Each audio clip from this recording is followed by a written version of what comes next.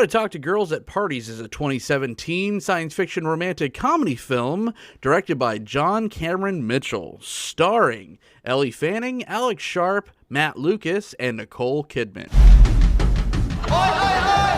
Let me welcome you to the punk revolution! I got a feeling inside of me! Females awake, boys! Let's get laid! Hello. Welcome. They must be from California. It's gonna be all right. Just corner the one that looks the loneliest and speak in short sentences. Hello, my name is N, short for Henry. I'm Zan. Now that is punk. Do more punk to me. What do your people do on an ordinary day? We do what we want. Have you no restrictions? This is unprecedented. We've got to get out of here. We've got to get out of here! That was the future. And I can come with you to the punk. 48 hours. What are you bringing her here for? I slept at his house and met his mom. Sorry, love. It's my first time at this. It's taking longer than I expected. And we engaged in incomplete sexual activity.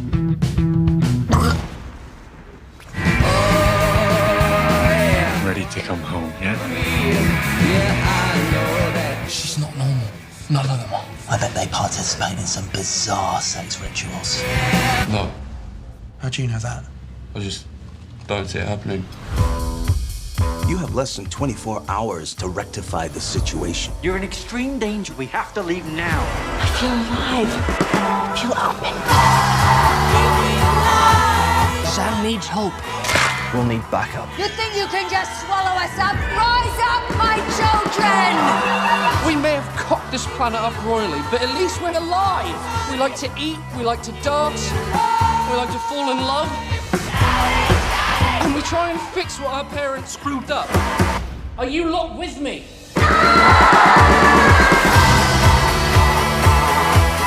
Welcome back to the Cult of Films. I'm bringing you another Jon Cameron Mitchell film review. We haven't done one of these since the very third episode of the Cult of Films, talking about Hedwig and the Angry Inch.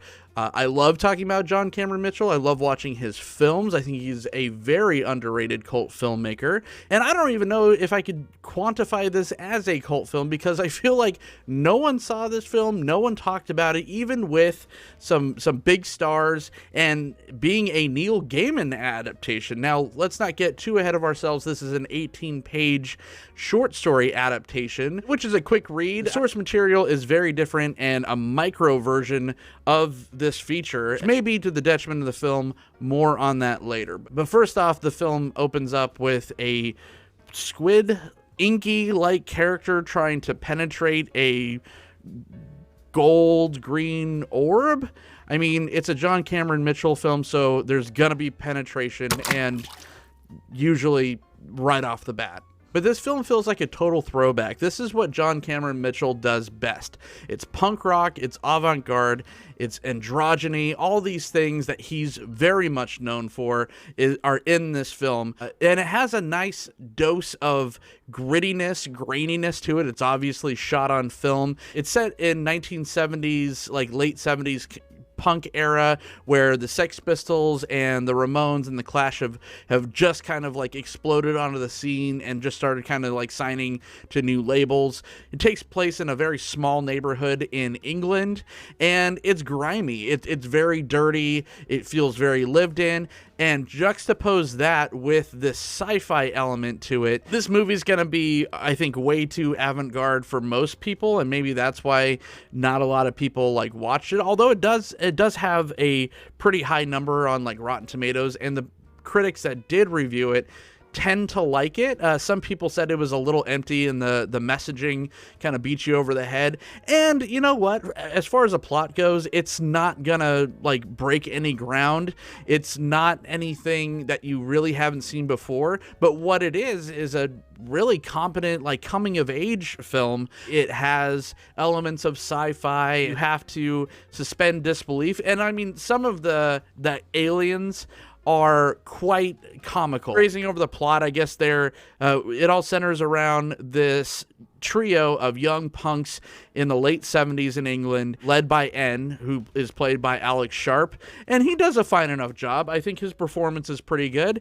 It is almost reminiscent to like a young Ewan McGregor from like Trainspotting, and that might be high praise for some, but I think that he hit the emotional tones that he was supposed to. You buy that he's this kind of like damaged punk kid, but he does have a heart. Like, he is very vulnerable at times, as youths around this time tend to be. I think Gaiman wrote this in mind about when he was around like 15 years old. So I know the characters in this, like the three boys in this are supposed to be a little bit older than that. But even the most hardcore punkers back in the day, when you're a teenager, always had that like soft emo side, and N is no different. And even the strong guy Vic, I think played by newcomer AJ Lewis, and John, who's kind of like the comedic relief of the trio, played by Ethan Lawrence, they all are very brash, very brazen, very early punk rock, flipping off the establishment. They're very anti-establishment. They get thrust into this sci-fi plot line that has a lot of kind of like self-discovery and sexual discovery and all these other things that kind of tear down their walls. You get to see that these are actually pretty fleshed out characters, and I like the way that John Cameron Mitchell portrayed that, because I mean, who does it better than him when it comes to that kind of young, disenfranchised youth of just like a Hedwig, and he did this masterfully, even in this like little comedy romp. You have those three characters mashed up, and they find themselves at this weird party which has a bunch of different color-coded alien colonies from around the universe that kind of like meet up and then die and get reincarnated. Like on surface value, they all look human, so it's almost like from the outsider's position, it looks like they're just like this weird suicide pact cult, and which is kind of true but kind of not too, because they're actually aliens. It's not even much of a spoiler that it's never really ambiguous as to them revealing that they are truly from another universe. And it's just funny because each one has a specific thing that makes them unique to the other colonies. So like the red group are like all these like Cirque du Soleil acrobats. They're all these like males that are like uber masculine but then kind of androgynous also. You have this other group that's like just like does like high-pitched voices at each other. They're like the blue group. Zan's group, which I guess is the colony of heart, and kind of nondescript, but they're like the no fun group. They don't really get to participate like the other colonies do, because like the pink group is the sex group, and they're all called Stella, and the main one is Ruth Wilson, and that whole subplot line is pretty hilarious. Take different outsiders and kind of insert themselves in their ways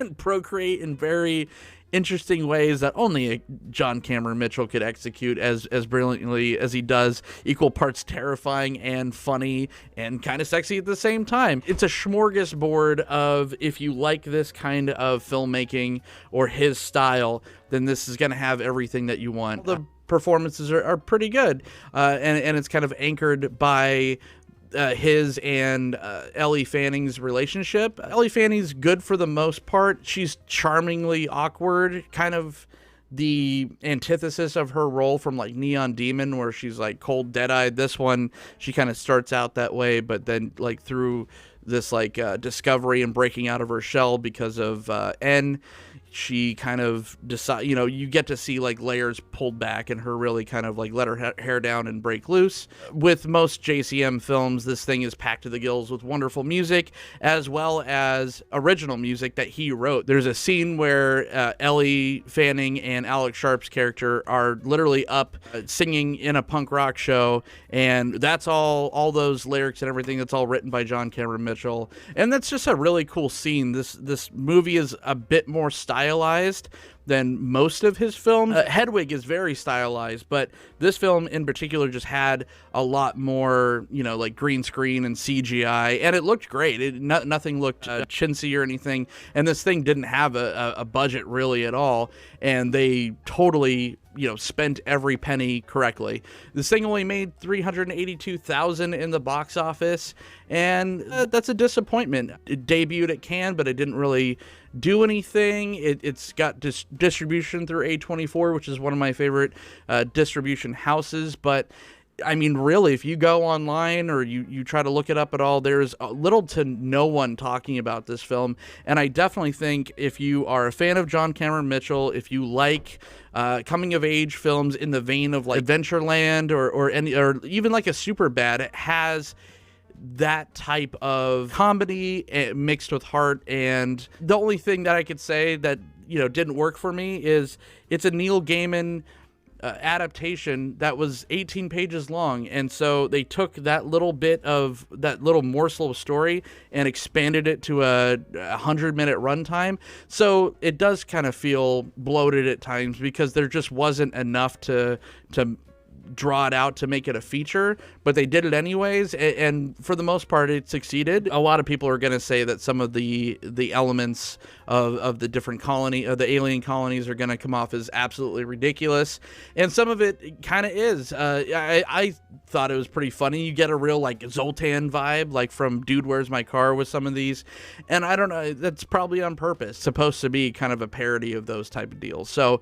would I recommend this film? Absolutely. Was it one of my favorite films of all time? No, but it's I'm a completionist, and it's a John Cameron Mitchell film, and you should definitely go out and rent How to Talk to Girls at Parties. I think it's about $3 on Amazon Prime, or free if you have subscription to Showtime. If you're like one of the 3 people that have seen this film, tell me what you thought about it. Am I totally wrong, or are you with me, and should more people watch it? Let us know downstairs. Hit the thumbs up button. Tell everyone that we are talking about films here on The Cult of Films. Follow this at The Cult of Films, all undercase, or you can follow me personally at John the Host. Thanks for watching, and we'll see you next time.